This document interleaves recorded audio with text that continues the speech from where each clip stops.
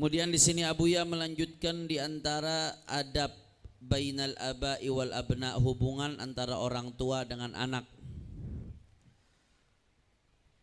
Yang ketiga, qal i'anatul aba'i li abnaihim ala birrihim wa ta'atihim bi husni muamalatihim wa hakimi siyasatihim wa rasyidi tarbiyatihim wa amrihim bima yustata'. Qala sallallahu alaihi wasallam, rahimallahu walidan a'ana waladahu ala birrih, rawahu Abu Syekh bidha'fin. Kata Abuya Said Muhammad bin Ali al-Maliki, di antara adabnya orang tua, sekarang adabnya orang tua ke anak, bagaimana kita menjadi orang tua yang baik. Mudah-mudahan kita semua jadi orang tua yang baik insyaallah. Kata Abuya, di antara yang penting kita i'anatul aba li abnaihim ala birrihim wa ta'atihim, bagaimana orang tua ngebantu anak supaya anak bisa bakti sama dia.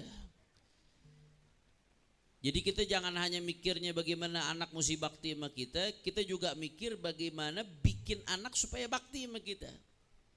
Bihusni muamalatihim, cara kita memperlakukan anak tuh dengan baik. Wa hakimi siyasatihim, ya. Siasat dalam mendidik anak, pakai siasat yang bagus, pakai trik-trik yang bagus. Warasyidi tarbiyatihim, kita didik anak dengan didikan yang bijak. Nah, maka dengan cara kita memperlakukan anak dengan baik, itu sama saja kita mendorong dia buat jadi anak yang berbakti. Ini anak dididik kagak, diajarin kagak, tinggal pasang status aja tentang anak durhaka. Ada nggak ibu-ibu zaman sekarang begitu? Ada. Tinggal pasang status aja tentang anak durhaka. Tinggal nuntut aja anak. Tapi dia nggak nuntut dirinya buat jadi orang tua yang baik. Yang begitu nggak bisa, Bu. Nggak bisa. Apa yang kita tanam itu yang akan kita petik. Perlakuan anak kepada kita salah satunya tergantung bagaimana kita ngedidik tuh anak. Bagaimana kita memperlakukan tuh anak. Kalau kita memperlakukan anak sesuai dengan yang diajarkan Rasulullah Sallallahu Alaihi Wasallam, maka insya Allah anak kita bakal jadi anak yang baik. Makanya Nabi sampai doain, apa kata Nabi Sallallahu Alaihi Wasallam, rahimallahu walidan, mudah-mudahan Allah ngerahmatin orang tua, a'ana waladahu ala birrih, orang tua yang ngebantu anaknya buat bakti sama dia. Kadang-kadang emang biar bagaimana Bu, mudah-mudahan anaknya jadi anak yang berbakti semua. Tapi yang namanya anak kadang-kadang ya Allah kurang lebih dah. Sebagaimana kita ketika jadi anak juga kurang lebih. Betul apa kagak? Ini kan semua pernah jadi anak. Ada di sini yang nggak pernah jadi anak? Nabi Adam dong. Nggak ada yang nggak pernah jadi anak, semuanya pernah jadi Sebagaimana kita ketika jadi anak, banyak gak kekurangan kita sama orang tua? Banyak. Kekurangan kita sama orang tua banyak. Kelalaian kita sama orang tua banyak. Maka ketika anak kita kurang lebih anak kita juga manusia. Apalagi kadang-kadang mohon maaf kama tadi nutudan. Apa yang kita perbuat itu yang akan kita dapatkan. Kita kalau perbuatan kita sama orang tua gak baik, jangan mimpi anak kita bakal baik sama kita, saudara. Ini saya ngomong begini bukan berarti jadi justifikasi anak buat kurang ajar sama orang tua, bukan. Kalau anak nuntut dirinya bagaimana caranya jadi anak yang baik. Karena ridho Allah fi ridhal walidin, ridhonya Allah ada pada ridhonya orang tua. Itu nasihat yang kita tanamkan kepada diri kita dalam status kita sebagai anak. Jadi dalam posisi kita, status kita sebagai anak, kita mesti menanamkan diri sebisa mungkin, sebaik mungkin bakti sama orang tua. Karena bakti sama orang tua kunci sorga. Mudah-mudahan semuanya di sini dapat sorga. Tapi di sisi lain dalam status kita sebagai orang tua. Nah, ini saya bicara dalam status kita sebagai orang tua. Dalam status kita sebagai orang tua kurang lebih jangan terlalu banyak nuntut yang sampai akhirnya anak kita durhaka sama kita gara-gara sikap kita yang berlebihan. Makanya kata Abuya Said Muhammad bin Ali al-Maliki, di antara bentuk kita ngebantu anak orang tua, jangan maksa anak apa yang dia nggak mampu. Memaksa anak, membebankan anak sesuatu yang di luar kemampuan dia, Jangan. Akhirnya begitu dia nggak mampu, kita ngerasa tersinggung, anaknya jadi durhaka. Gara-gara apa? Gara-gara orang tuanya yang berlebihan dalam nuntut. Udah tahu anaknya kerja pas-pasan UMR, pakai minta beliin Alphard. Pokoknya kalau kamu nggak beliin Alphard buat ibu, kamu bukan anak yang baik. Nih ibu kebanyakan main di awang-awang. Jelas apa kagak? Taklif la ada mutaklifihim bima ada mutaklifihim, kata Abu Yazid Muhammad, ya termasuk bentuk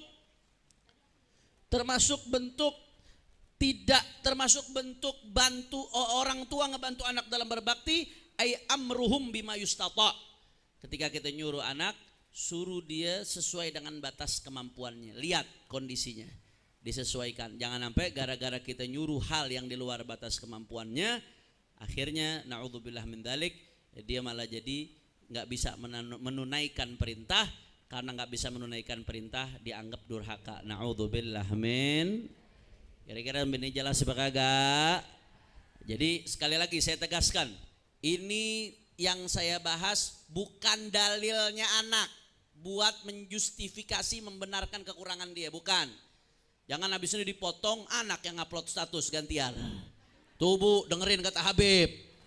Dendaman, nggak, bukan begitu, bukan. Ini bukan dalil anak untuk menjustifikasi kekurangan dia.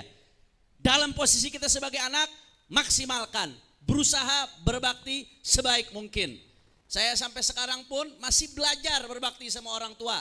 Berbakti sama orang tua nggak gampang, karena nggak gampang makanya balasannya sorga. Kalau gampang mah balasannya piring 3 biji Bu. Karena dia nggak gampang makanya balasannya sorga. Susah, berat, tantangannya nggak mudah. Kadang-kadang butuh perjuangan, butuh mujahadah, butuh menundukkan ego, capek dan lain sebagainya. Tapi kita sebagai anak maksimalkan bagaimana berbakti sebaik mungkin sama orang tua. Tapi di sisi lain sebagai orang tua banyak-banyak maklumin, banyak-banyak maafin, banyak-banyak ngertiin anak kita sebagaimana orang tua kita dulu ngertiin kita. Sebagaimana dulu orang tua kita maklumin kita. Sebagaimana orang tua kita banyak tutup mata sama kekurangan kita. Anak juga jelas atau tidak? Allahumma shalli ala Muhammad. Kemudian selanjutnya kata Abu Yazid Muhammad bin Ali al-Maliki, di antara adab hubungan orang tua dengan anak, ini masih ke orang tua ke anak nih, manhul abai abna'ahum al-atfa wal-rahmata wal-inayata wal-ri'ayah. ففي الحديث أن العقرأ بن حابس قال إن لي 10 من الولد ما قبلت واحدا منهم فقال صلى الله عليه وسلم إن من لا يرحم لا يرحم رواه البخاري وقال صلى الله عليه وسلم ليس منا من لم يرحم صغيرنا ويوقر كبيرنا. Kata Abu Yazid Muhammad bin Ali al-Maliki, di antara adabnya orang tua sebagai orang tua terhadap anaknya, bagaimana orang tua memberikan sebisa mungkin kasih sayangnya, cintanya, perhatiannya kepada anak. Jadi bukan berarti mentang-mentang orang tua terus petantang petenteng, gak ada enak-enaknya sama anak, gak begitu. Nabi gak ngajarin begitu, kata siapa? Semakin tinggi kasih sayang kita kepada anak, semakin tinggi peneladanan kita kepada baginda Nabi besar Muhammad sallallahu alaihi wasallam. Kata Nabi, khairukum li ahlihi wa ana khairukum li ahli. Yang paling baik di antara kalian adalah yang terbaik di dalam memperlakukan keluarganya. Keluarga bukan istri doang, termasuk anak-anaknya. Dan aku, kata Nabi, adalah orang yang paling baik dalam memperlakukan keluarga. Sallallahu alaihi wa alihi wasallam. Makanya bahlul dah kalau ada orang masih mengidolakan, ada sosok yang diidolakan melebihi Nabi, bahlul, dia belum kenal Rasulullah. Kalau ada orang kenal Rasulullah, dia akan memenuhi hatinya dengan baginda Rasulullah. Enggak ada ruang buat selain Rasulullah atau yang berkaitan atau yang tidak berkaitan dengan Rasulullah sallallahu alaihi wasallam. Karena kalau bicara soal sebagai sosok orang tua, nggak ada orang tua yang lebih dari Nabi. Bicara sebagai sosok kakek, nggak ada kakek yang melebihi baginda Nabi besar Muhammad. Udah paling dahsyat tuh deh, Nabi itu saking kasih sayangnya sama anak, bukan hanya anaknya, anak kecil secara umum.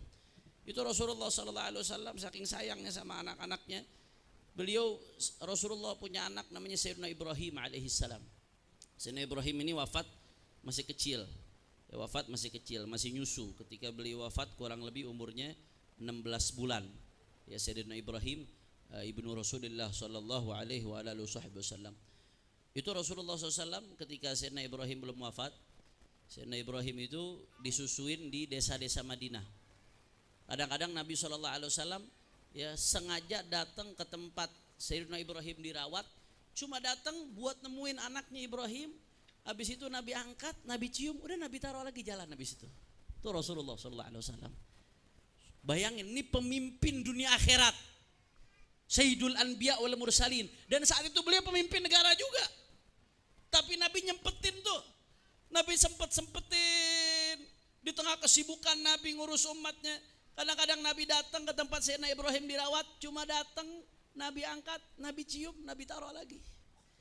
Makanya waktu Sayyidina Ibrahim alaihissalam, Sayyidina Ibrahim radhiyallahu anhu beliau wafat, ketika Sayyidina Ibrahim wafat umur 16 bulan tadi, Rasulullah sallallahu alaihi wasallam netesin air mata.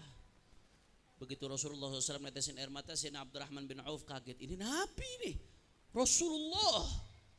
Ini kok yang sholawat sedikit nih. Rasulullah sallallahu alaihi wasallam. Ini Nabi Rasulullah.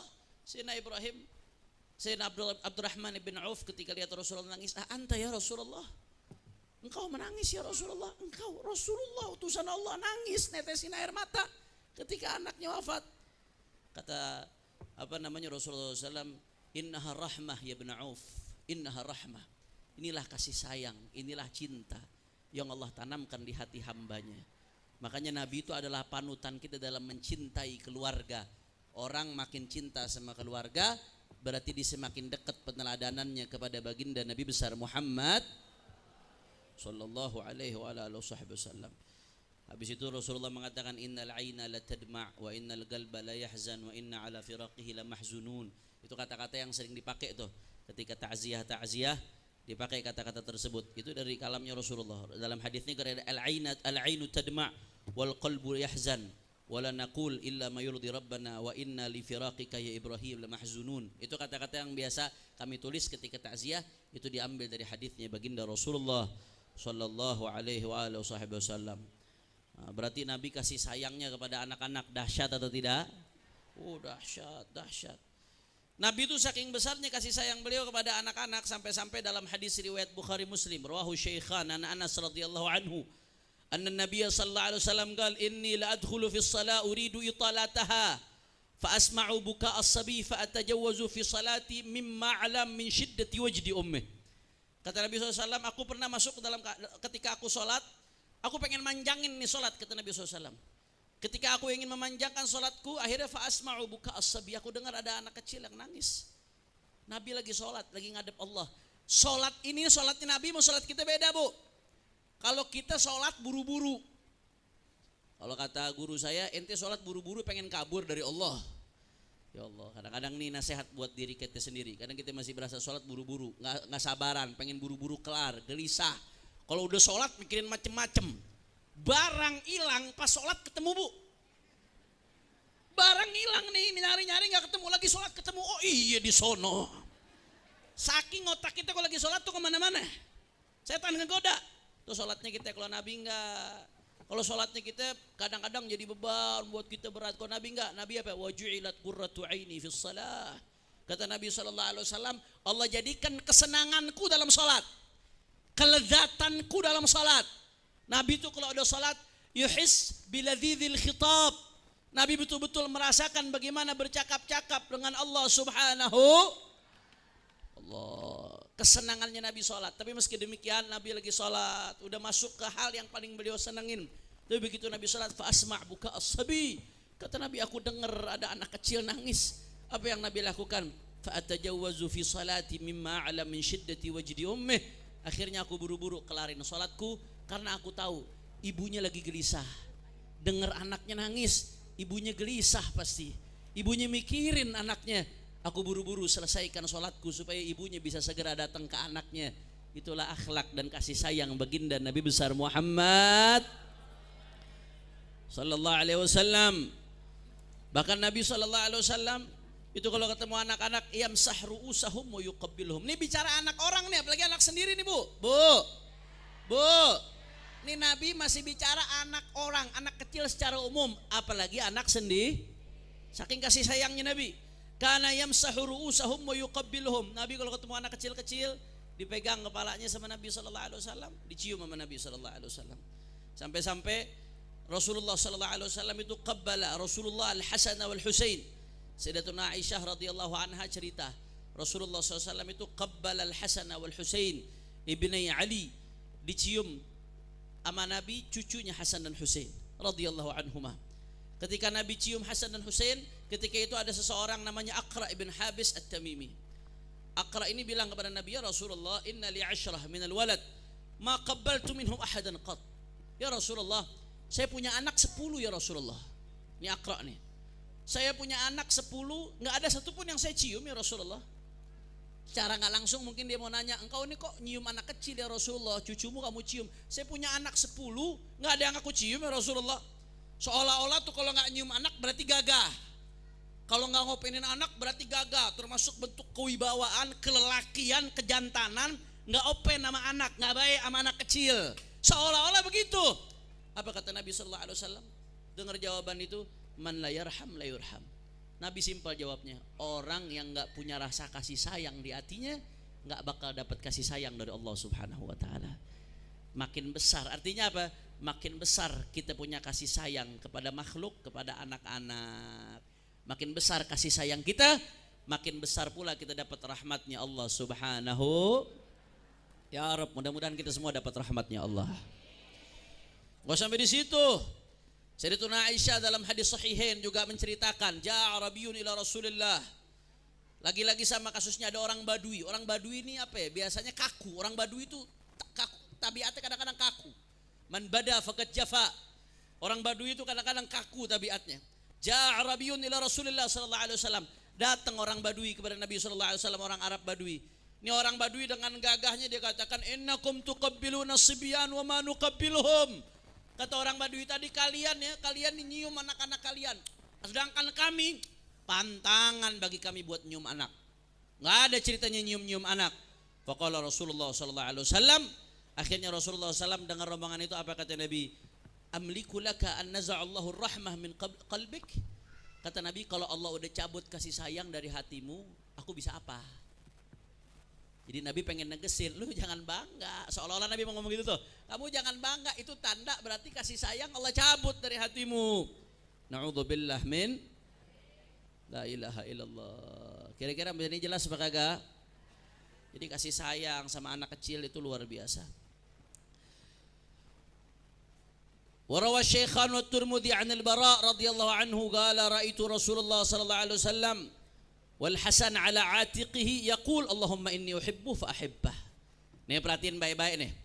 Bu. Kata Sayyidina Bara dalam hadis sahih, ra'aitu Rasulullah SAW wal Hasan ala atiqihi. Aku melihat Nabi sallallahu alaihi wasallam, ketika aku lihat Nabi, itu yang namanya Sayyidina Hasan cucunya Nabi ada di pundaknya Nabi. Jadi Nabi gendong anak ditaruh pundak. Mohon maaf, kadang-kadang ada yang bilang, kata orang dulu pamali.